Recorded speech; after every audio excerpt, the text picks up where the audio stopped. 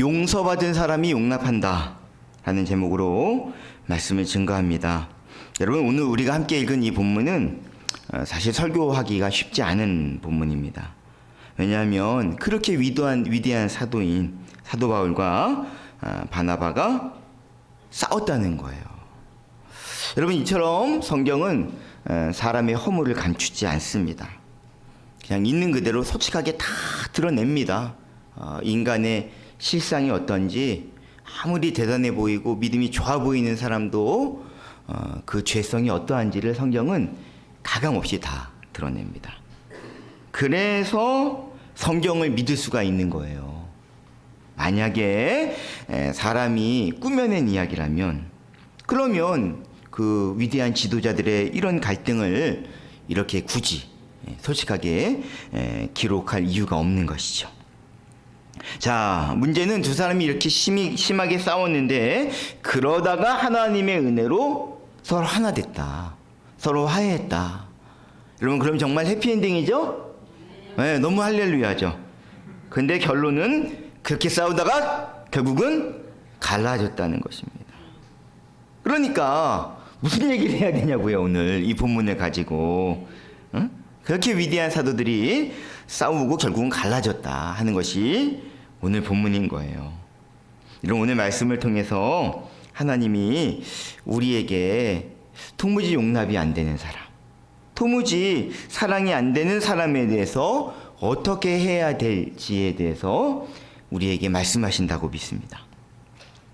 바울과 바나바와 그렇게 싸우고 갈라졌던 이유는 한 사람 때문인데, 그는 바로 마가 요한이었습니다. 바울이 1차 전도 여행을 마치고 돌아왔을 때, 그때 예루살렘 공의회에 참석해서 분명한 매듭을 지었습니다. 이방인들에게 할례를 강요하지 않는다.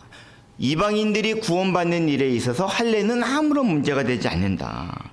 그런 분명한 결정을 내리고 난 다음에 다시 2차 전도 여행을 떠나게 됩니다. 1차 전도 여행 때 방문했던 그 교회들을 이제 다시 방문하는 그런 일을 하게 되는데, 그때 바나바와 바울 사이에 심각한 의견 대립이 생깁니다. 그것은 바로 바나바가 마가 요한을 데리고 가자고 제안했기 때문이었어요. 여러분, 이 마가 요한은 초대교회 역사에 있어서 대단히 중요한 인물이었습니다. 오순절 성령 강림의 역사가 나타난 곳이 어디예요?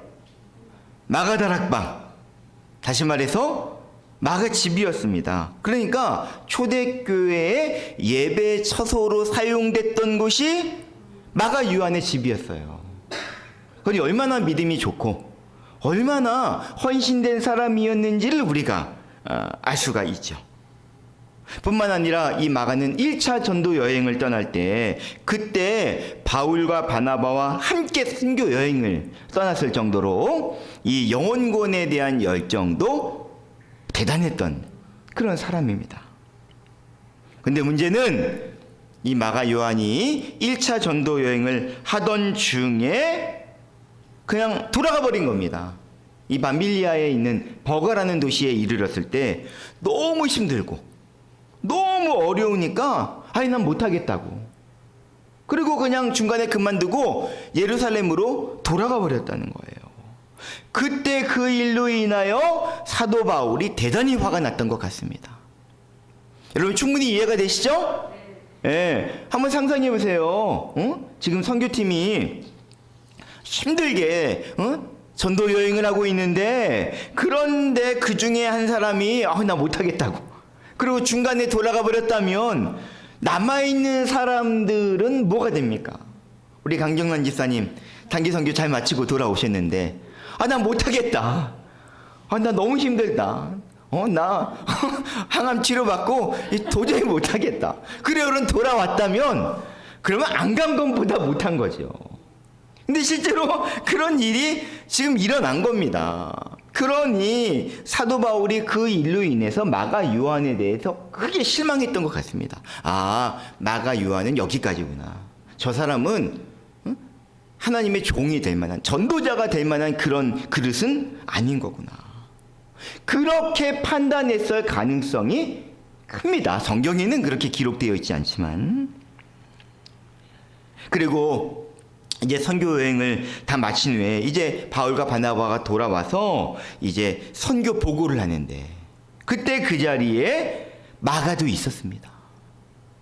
그때 마가가 얼마나 후회했는지를 몰라요. 미안하기도 하고 부끄럽기도 하고, 내가 너무 쉽게 포기했구나. 내가 선교팀에게 큰 민폐를 끼쳤구나. 내가 왜 끝까지 참지 못했을까? 내가 왜 그때 힘들다고 돌아왔을까? 이 마가 요한이 얼마나 자기 자신을 책망하면서 깊은 좌절에 빠졌는지 모릅니다. 그런 마가의 모습을, 마가 요한의 모습을 바나바가 봤던 거예요. 바나바가 마가 요한의 그 실패와 좌절의 모습을 보면서 마가 요한을 세워줘야겠다. 마가 요한이 이 좌절을 극복하고 다시 일어날 수 있도록 도와줘야겠다. 그런 마음으로 다시 전도 여행을 가자고, 우리와 함께 같이 전도 여행을 가자고 제안했던 겁니다. 우리 이번에 같이 갑시다. 이번 전도 여행 때 같이 갑시다. 그랬더니 이 마가 요한이 같이 가겠다 그랬어요. 제가 이번에는 절대로 중간에 포기하지 않고 끝까지 사명을 감당하겠습니다. 자, 이 일에는 아마 이 바나바가 마가 요한의 삼촌이었기 때문에 아마 더 그렇게 마음이 갔던 것 같습니다.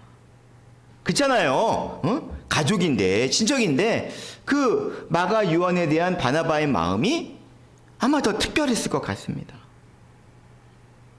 바나바는 생각하기를 이번 선교 여행을 통해서 마가 요한을 교회 큰 일꾼으로 하나님이 세우시겠다. 이 마가 요한에게 그런 기회를 다시 줘야겠다. 그런 마음을 가지고 있는데, 문제는 사도 바울인 겁니다.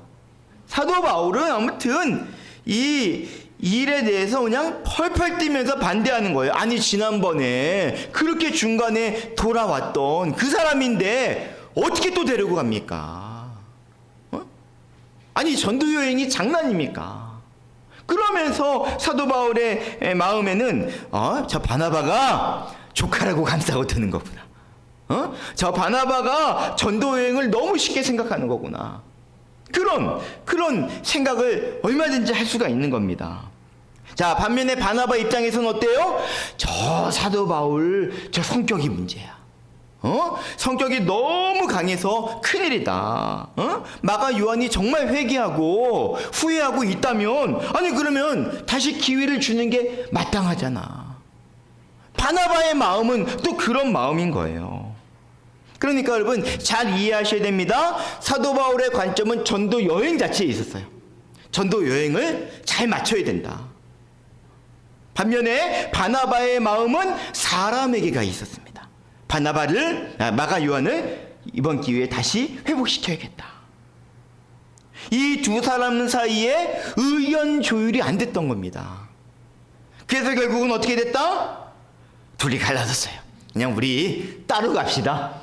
바나바 당신은 마가 요한 데리고 가시고 저는 신라를 데리고 떠나겠습니다.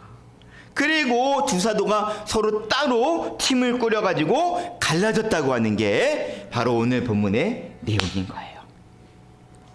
자, 여러분 여기서 질문을 하나 하겠습니다. 여러분 속으로 한번 대답해 보세요. 사도 바울이 잘한 거예요? 바나바가 잘한 거예요? 자, 여러분 같으면 어떻게 하시겠습니까?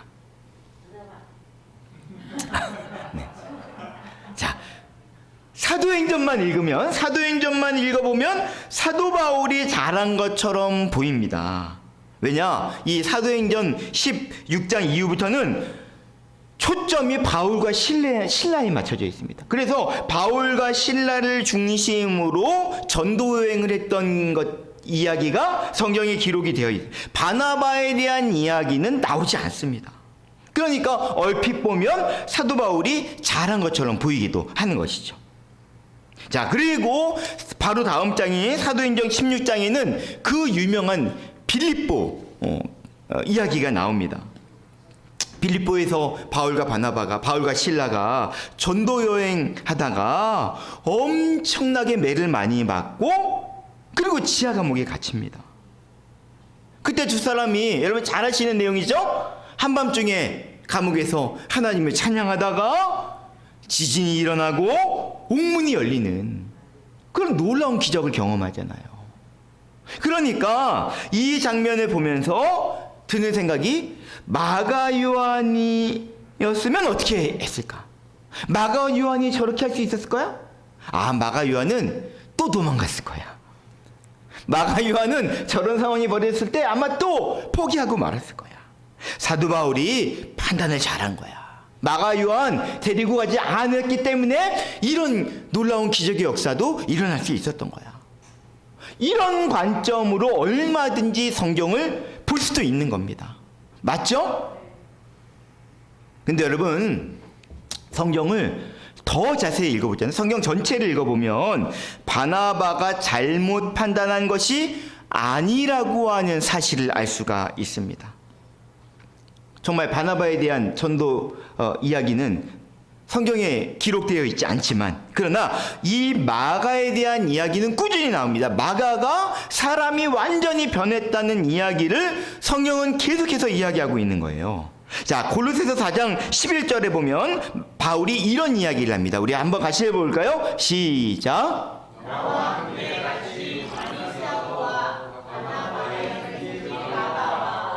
자, 그러니까 이게 무슨 말이냐? 골로새서가 기록될 즈음에는 마가 요한이 사도 바울과 함께 감옥에 갇혀 있었다는 겁니다. 그러니까 사도 바울은 마가 요한을 볼 때 저 사람은 전도자가 될 만한 믿음이 아니야. 저 사람은 여기까지가 한계야. 그리고 딱 폄하 있었는데 골로새에서는 이 사도 바울과 함께 마가 요한이 감옥에 갇혀 있었다는 거예요. 왜 감옥에 갇혀 있었을까요? 당연히 복음을 증거하다가 감옥에 들어갔었을 것이죠. 또 디모데후서 4장에 보면 이 사도 바울이 이제 순교를 앞두고 마지막으로 기록한 서신이 디모데후서입니다. 그 마지막 편지를 쓰는데 그때 사도 바울이 마가에 대해서 언급을 했다는 거예요. 자, 디모데후서 4장 11절 말씀 읽겠습니다. 시작. 내가 올 때 마가를 데리고 오라. 저가 나의 일에 유익하니라. 아멘. 그러니까 여러분, 사도 바울이 죽음을 앞두고 있는 그 마지막 순간에 생각난 사람이 누구다? 마가였다는 거예요. 꼭 마가 데리고 와라. 마가가 나에게 아주 유익한 사람이다. 사도 바울이 마가를 가장 신뢰하고 믿는 동역자로 여기고 있었다는 것이죠. 그럴 정도로 마가가 완전히 사람이 바뀌어져 버렸다는 것입니다. 그리고 이제 바울이 죽고 난 다음에 마가 요한이 베드로의 통역자 역할을 합니다. 그리고 베드로가 순교한 다음에는 이 혼자서 복음을 증거하다가 알렉산드리아에서 순교를 했다는 그런 전승이 내려오기도 하죠. 가장 중요한 것은 뭐냐? 여러분들이 잘 알고 있는 사복음서 중에 가장 먼저 기록된 복음사가 어떤 복음사다? 마가복음서다. 마가복음이 오늘날 마가복음서를 기록한 주인공이었다는 거예요. 그러니까 여러분, 마가가 이렇게 하나님께 놀랍게 쓰임받을 수 있었다는 겁니다. 자, 그런데 이렇게 마가 요한이 하나님 앞에 쓰임받도록 세워졌던 사람이 바로 누구예요? 바나바였던 거예요. 바나바. 만약에 바나바가 마가 요한을 포기했다면, 그러면 마가는 실패와 좌절 속에서 그 인생이 끝나버릴 수밖에 없었다고 하는 것이죠. 저는 오늘 설교를 준비하면서 이 마가 요한에 대한 마음을 품었습니다. 도무지 용납하기 힘든 사람, 도무지 이해가 안 되는 사람, 도무지 용서가 안 되는 사람을 우리가 어떻게 대해야 될지에 대해서 하나님이 오늘 본문을 통해서 우리에게 분명히 말씀하고 계신다는 거예요. 여러분 주변에 도무지 용납이 안 되고 참 이해가 안 되고, 여러분 그런 사람이 만약에 있다면 여러분 가장 먼저는 나 자신이 바로 용납이 안 되는 사람이었다라고 하는 점을 꼭 기억하시기를 바랍니다. 내가 바로 그런 존재였다는 거예요. 내가 바로 용서가 안 되고 용납이 안 되는 그런 사람이었는데 예수님의 십자가 보혈의 은혜로 용서받고 용납받았다. 그 점을 반드시 기억하셔야 된다는 것입니다. 사도 바울은 왜 바나바가 굳이 마가 요한을 데리고 가자고 하는지 아마 이해가 안 됐을 겁니다. 가족이라서 그런가? 왜 이렇게 미련을 내려놓지 못하지? 아니, 그러다가 지난번에 한번 경험해 봤잖아. 사람이 한 번 속는 거지 두 번 속나? 그러다가 전도 여행 자체를 망치면 어떻게 하려고 저런 행동을 하는 건가? 바나바의 마가 요한을 그렇게 포기하지 않는 그 바나바가 이해가 되지 않았어요. 근데 여러분, 그때 사도 바울이 알지 못했던 사실이 하나 있는데 자기는 얼마나 대단해서 그러냐 말이에요. 여러분, 사도 바울이 어떤 존재예요? 스데반 집사님이 돌에 맞아 순교할 때 그 일에 가장 앞장섰던 사람이 사도 바울입니다. 심지어 외국에까지 나가서 예수 믿는 사람들 죽이고 핍박했던 그런 무서운 핍박자가 사도 바울이었어요. 그랬던 사도 바울이 어느 날 갑자기 돌변하더니 자기가 다메섹 도상에서 예수님을 만났다고 그러면서 막 복음을 증거하고 돌아다니는데, 그런 사도 바울을 바라보는 예수님의 제자들 입장에서는 너무나 난감한 겁니다. 저거 진짜야 가짜야? 저 사람 믿어야 돼 말아야 돼? 이중간첩 아니야? 그러니까 사도 바울을 바라보는 예수님의 제자들의 입장에서는요, 너무너무 난감한 거예요.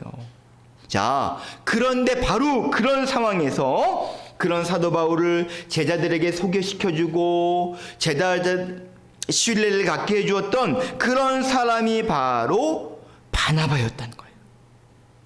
바나바가 그렇게 하지 않았다면, 바나바가 그렇게 사도 바울을 대하지 않았다면 절대로 제자들은 사도 바울을 믿을 수 없는 그런 상황이었다는 것입니다.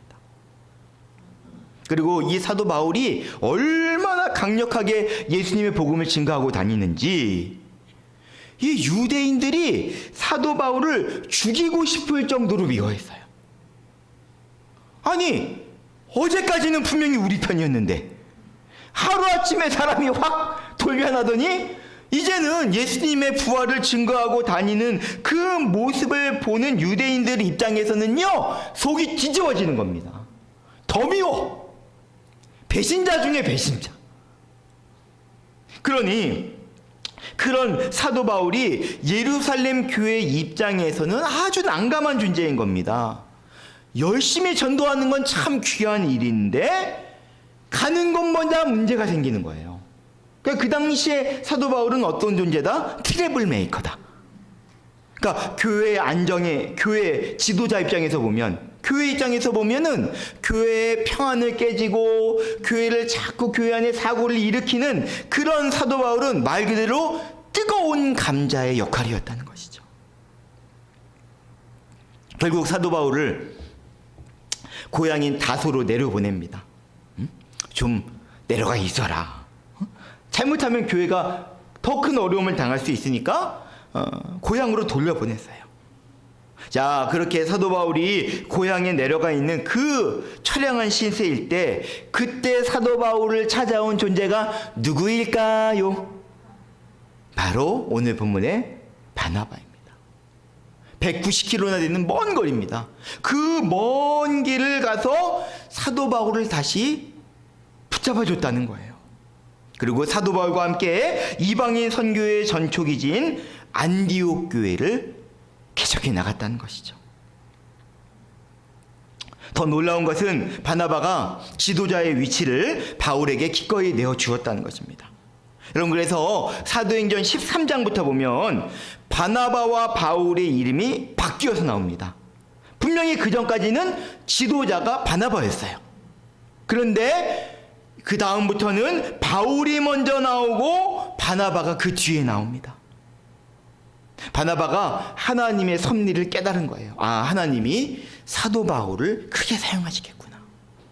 그게 깨달아지니까 자기가 2인자가 되고 자기가 한 발 뒤로 물러나고 바울을 먼저 앞세웠던 겁니다.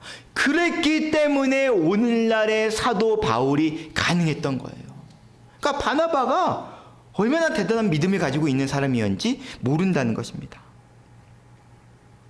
바울은 마가 요한보다 비교할 수 없이 용납하기 힘든 사람이었습니다. 그런데 바나바로 인하여 용납받았다는 사실을 생각하면 사도 바울이 마가 요한에게 그렇게 하면 안 되는 거였다는 것이죠. 나중에는 사도 바울이 자신이 잘못했다는 사실을 깨닫게 됩니다. 그리고는 후회하는 마음으로 빌립보서에 이렇게 이야기하고 있는 거예요. 자, 빌립보서 2장 3절 말씀입니다. 읽겠습니다. 시작.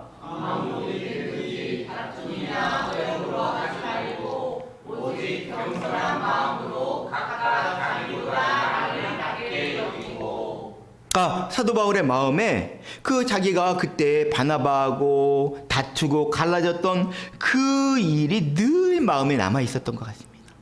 내가 그랬지. 내가 그런 실수를 했었지. 그래서 빌립보 교회에게 권면하기를, 여러분 아무 일에나 서로 싸우지 마십시오. 겸손한 마음으로 항상 남을 나보다 낫게 여기십시오. 그렇게 권면할 수 있었다는 것이죠. 사도 바울은 가지고 있는 기질이 굉장히 강한 사람입니다. 뭐 아니면 도예요. 여기서 결정 내려야 되는, 그래야 직성이 풀리는, 나도 그렇고 남도 그렇고 그런 사람이었는데, 그런 기질의 사람이었는데, 이런 일들을 겪으면서 특별히 바나바를 만들면서 내가 교만하구나, 내가 정말 하나님의 마음을 모르는 사람이구나. 여러분 서로 다투지 마십시오. 항상 남을 나보다 낫게 여기십시오. 그렇게 권면하는 믿음의 사람으로 세워질 수 있었다는 것이죠.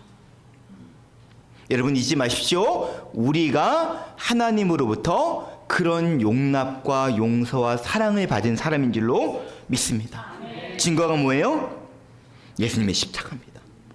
예수님의 십자가가 계속해서 우리에게 그걸 말씀하고 있다는 거예요. 그러므로 그런 은혜를 받은 사람답게 우리가 다른 사람을 대하는 것이 마땅하다고 성경은 우리에게 오늘 말씀하고 있는 줄로 믿습니다. 자, 여러분 어떻게 용서가 가능하죠? 여러분 내가 예수님으로부터 그런 용서와 용납을 받은 사람이라는 분명한 믿음이 있으니까 전혀 예상치 못한 저런 상황이 벌어졌을 때도 그 사람을 용납하고 용서하고 다시 살 수 있는 기회를 주는 그런 은혜가 일어났다는 것이죠. 여러분 저 사람은 도무지 용납할 수 없어. 저 사람은 절대 변하지 않아. 저 사람은 정말 이해가 안 돼. 여러분 그런 사람이 혹 있다면 여러분 아직 여러분의 눈이 완전히 열리지 않았다는 증거입니다. 내가 어떤 죄인이었는지, 내가 어떤 은혜와 어떤 사랑을 받은 사람인지를 여러분 분명히 안다면 절대로 그렇게 말할 자격이 없다고 하는 거예요. 어느 장로님이 정말 용서가 안 되는 사람, 정말 죽이고 싶은 그런 사람이 있었다고 했습니다. 그래서 실제로 그 사람을 죽였어요. 근데 막상 죽이고 나니까 이걸 어떻게 감당하냔 말이에요. 화가 날 때는 너무너무 죽이고 싶었는데 실제로 그 사람을 죽이고 나니까 상황을 감당을 못하겠는, 막 두려움이 밀려오고 후회가 밀려오는 거예요. 그래서 이걸 어떻게 하냐, 막 어떻게 해야 될지 안절부절 못하다가 깼대요. 꿈이었던 겁니다. 얼마나 다행인지. 그리고 난 다음에 즉시 기도가 나오더래요. 하나님 용서하겠습니다. 그렇게 용서가 안 된다, 죽여버리고 싶다 그랬던 사람인데 그 꿈을 꾸고 난 다음에 즉시 무릎을 꿇고 한 이야기가 하나님 용서하겠습니다. 용서하지 못하고 살다가 큰 일을 저지를 수도 있는, 큰 실수를 할 수도 있다는 그런 상황을 하나님이 깨닫게 하셨구나. 그거를 알고 난 다음에는 용서하겠다는 기도가 저절로 나오더라는 거죠. 저는 오늘 말씀을 묵상하면서 저를 바라봤습니다. 여러분, 목회가 왜 힘드냐? 다른 게 힘든 게 아니라 여러분, 사람을 대하는 일이기 때문입니다. 사람의 영혼을 대하는 일이 목회거든요. 그러니까 목회를 하는 일에 있어서 가장 힘든 일이 기다려주는 거예요. 기다려주고 인내하고 믿어주고 참아주고. 여러분, 그러면 그만큼 또 이렇게 기대한 만큼 결과가 나와야 되는 거 아니에요? 얼마나 뒤통수를 많이 맞는지 몰라요. 끊임없는 배신의 연속입니다. 그러다 보니까 사람을 잘 못 믿는 거예요. 사람이 하는 말을 들을 때 기대가 별로 안 돼.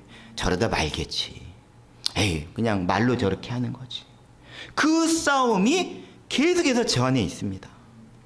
그때마다 제가 할 수 있는 유일한 길은 뭐냐? 하나님이 나를 얼마나 기다려 주셨는지, 하나님이 나를 얼마나 참고 인내해 주셨는지, 내가 어떤 은혜로 이 자리에 서 있는지를 내가 기억하는 것만이 포기하지 않고 끝까지 그 영혼을 위해서 기도할 수 있는 유일한 길이라는 것을 목회를 할 때마다 하나님이 저에게 깨닫게 해주신 거예요. 그렇게 하나님이 기다려 주셨기 때문에 오늘날 제가 여기 이렇게 서 있는 겁니다. 그리고 하나님이 그 영혼도 반드시 변화시켜 주시고 세워주시고 그를 통해서 당신의 놀라운 역사를 이루어 주실 줄로 믿습니다. 여러분, 오늘 이 시간 도무지 용서가 안 되고 용납이 안 되고 이해가 안 되는 여러분, 그 일은 여러분 오직 주님만이 해결해 주십니다. 사람의 능력으로 되어지는 게 아닌 거예요.